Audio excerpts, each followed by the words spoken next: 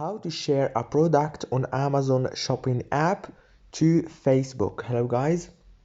So first thing you have to do is so easy. Go to Amazon and choose the product that you want to share.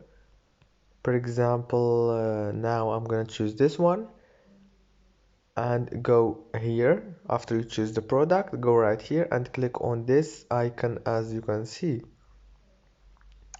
And here you go, you will find Facebook.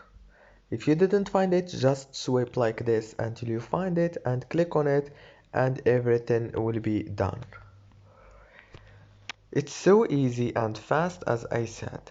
If this video was helpful for you, please don't forget to like and subscribe. Thank you so much.